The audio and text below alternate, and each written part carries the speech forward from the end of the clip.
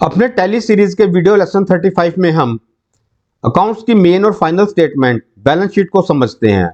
Simple शब्दों में balance sheet एक फाइनेंशियल स्टेटमेंट है जो किसी कंपनी के एसेट्स और लायबिलिटीज की कंप्लीट डिटेल्ड रिपोर्ट बताता है।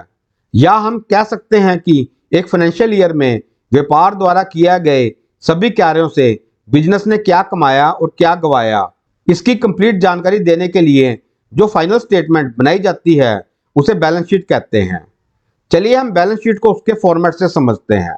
बैलेंस शीट में लेफ्ट हैंड साइड सभी लायबिलिटीज होती हैं और राइट हैंड साइड सभी एसेट्स होते हैं। बिजनेस में लायबिलिटीज का मतलब सभी जिम्मेवारी यानी बिजनेस की सभी देनदारियां। ट्रायल बैलेंस से सभी क्रेडिट अमाउंट्स बैलेंस शीट की लायबिलिटी साइड आते हैं और एसेट्स का मतलब है हमारी संपत्तियां। ट्रायल बैलेंस के सभी डेबिट अमाउंट्स बैलेंस शीट के एसेट साइड आते हैं। लायबिलिटी साइड में सबसे पहले प्रोप्राइटर कैपिटल आती है। अगर कोई एडिशनल कैपिटल है तो वह कैपिटल में ऐड होगी। एडिशनल कैपिटल मतलब अगर ओनर ने बिजनेस में 2-3 बार कैपिटल इन्वेस्ट की है।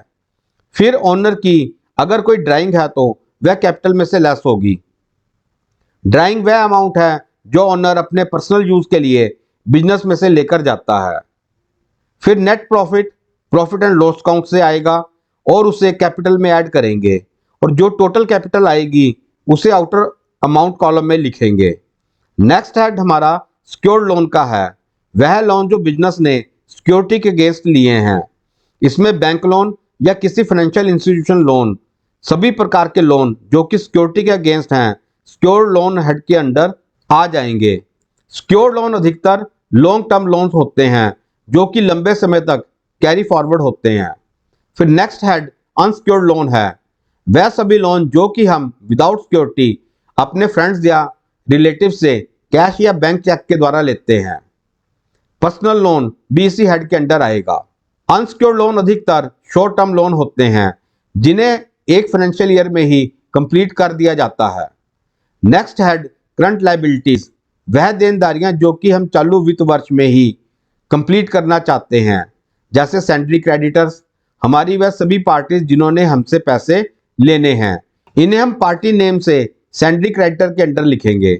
प्रोविजन, हमारे सभी आउटस्टैंडिंग और पेएबल अमाउंट्स जो कि हमें देने हैं पर अभी हमने पे नहीं किए हैं, जैसे rent outstanding, salary outstanding, accounting charges payable, audit fees payable या कोई अदर आउटस्टैंडिंग जो हमें अभी देनी है।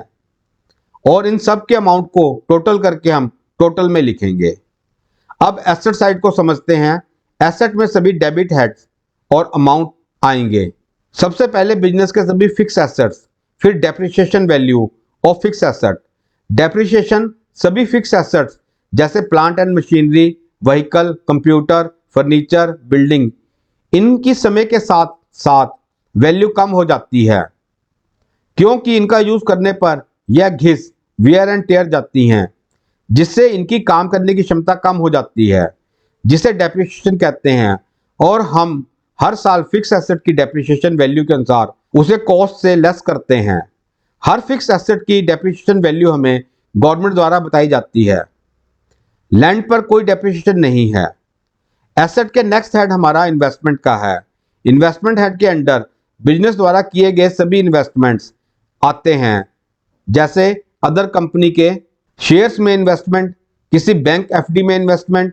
नेक्स्ट हेड हमारा करंट एसेट का है, जिसमें कैश इन हैंड मतलब हमारे पास कितना कैश बचा हुआ है। कैश इन बैंक, हमारा बैंक बैलेंस कितना है। क्लोजिंग स्टॉक और बचा हुआ सामान, वह भी हमारा एसेट है क्योंकि उसे बेचकर भी हमारे पास पैसा आएगा।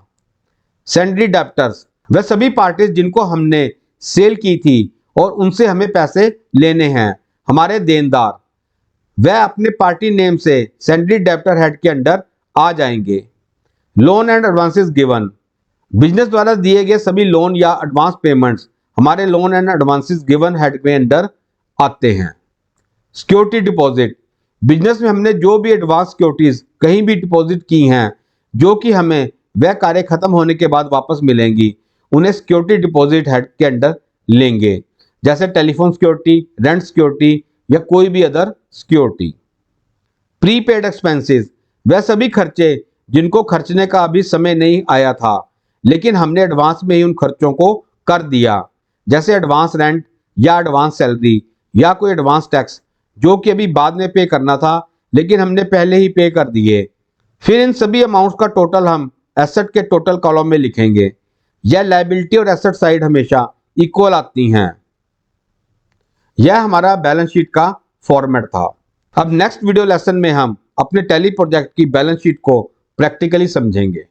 इस वीडियो कोर्स के हिंदी और इंग्लिश नोट्स के लिए तथा अपने आप को सर्टिफाइड प्रोफेशनल बनाने के लिए आप हमारे वैलिड IISO सर्टिफाइड सर्टिफिकेशन के लिए हमारी वेबसाइट पर भी विजिट कर सकते हैं। गाइस, हमने ये वीडियो लेसन आपको बहुत ही प्रॉपर वे में करवा दिया है और मैं उम्मीद करता हूं कि यह आपको प्रॉपरली समझ आ गया होगा।